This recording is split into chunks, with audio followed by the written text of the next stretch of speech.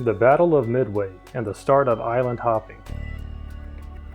The Battle of Midway was a massive event for the United States when it came to halting the Japanese growth in the Pacific. The U.S. naval troops were ultimately able to force the Japanese troops to retreat, making this a win for the Allies. Following this battle, the U.S. started using a new military strategy to gain control in the Pacific. This was called island hopping. Island hopping was a military strategy used by the Allies against the Axis powers during World War II. It consisted of invading an island that was not as strongly defended and creating a military base on the island.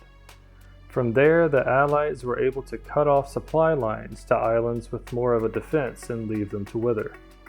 They were also able to launch attacks from the bases they created on the islands. Why did the U.S. use the island hopping strategy?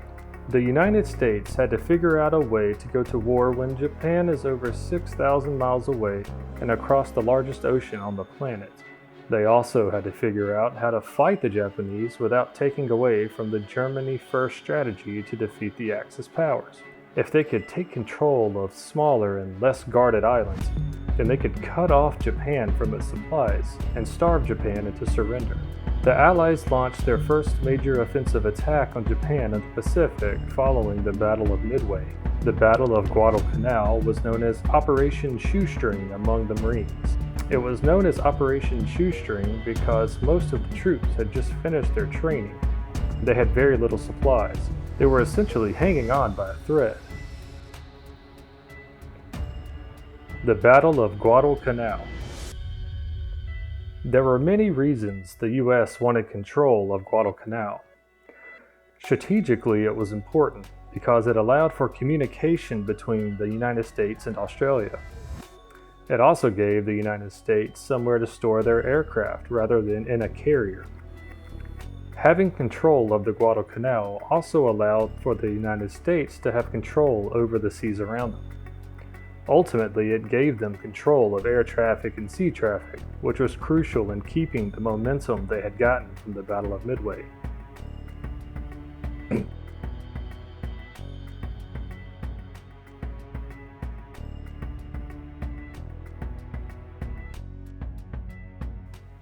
The Battle of Iwo Jima. One critical battle that connected the island hopping campaign to the Battle of Okinawa was Iwo Jima. Iwo Jima was fought from February 23 to March 26, 1945. Iwo Jima is important because it provided an emergency landing site for the new B-29 Superfortress bombers that were making air raids on the Japanese mainland. With the island being only 660 miles from Tokyo, and the B-29's effective operational range of 5,830 miles, the mainland was an easy target. At Iwo Jima, the war would see a change in Japanese tactics.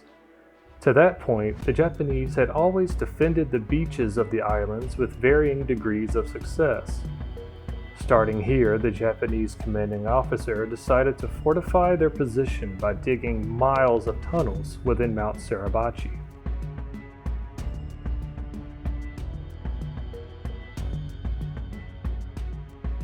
The Battle of Okinawa was the last major engagement of World War II for both European and Pacific theaters. The Battle of Okinawa took place from April 1st to June 22nd, 1945. Okinawa Island is long and narrow, about 450 square miles in area, or roughly twice the size of Saipan or Guam. The island held strategic importance. It was large enough to house the airplanes needed for the eventual invasion of Kyushu on the Japanese mainland. The Japanese viewed Okinawa as a critical juncture in the defense of the home islands. They knew they could not defeat the Americans, so instead opted to try to shake American morale and dissuade a home island invasion. There was a large civilian population on the island, unlike the other smaller Japanese islands, such as Iwo Jima. The Japanese tried a new defensive tactic for Okinawa. Instead of contesting the beachheads, they withdrew inland and heavily fortified certain key positions. As a result, the American landings were basically unopposed, and the United States forces quickly captured much of the island in just a few weeks. Okinawa was called the Typhoon of Steel due to the ferocious fighting. The Japanese chose to defend an approximately 100-acre spit of land on the southern end of the island. The Japanese also employed a new suicide campaign called Tengo. About 1,900 suicide sorties were launched during the battle by the Japanese, sinking about 36 American ships. After 2 months of intense fighting, some of the fiercest seen in the Pacific campaign to that point, the Americans declared victory in late June 1945. Casualties were high for both sides, about 7,600 Army and Marine casualties for the Americans, and about 90% of the 120,000-man garrison for the Japanese, including between 100,000 to 150,000 civilians. 2 high-ranking generals for both sides also died in the battle. Japanese General Ushijima committed suicide on June 22, 1945, and American General Simon Bolivar Buckner was killed by artillery fire on June 18th. The result for Okinawa was that the Americans could plan the invasion of the Japanese home islands. Operation Olympic was the code name for the invasion of Kyushu that was planned for November 1945.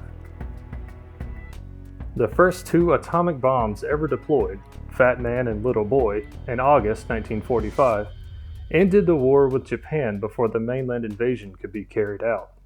Was the island-hopping campaign successful? This campaign was a turning point for the war in the Pacific. The United States managed to gain control of many islands and cutting off Japan's supplies. Within 4 years, the United States managed to force Japan into surrendering. This was partly because of some very strategic planning in the island-hopping campaign.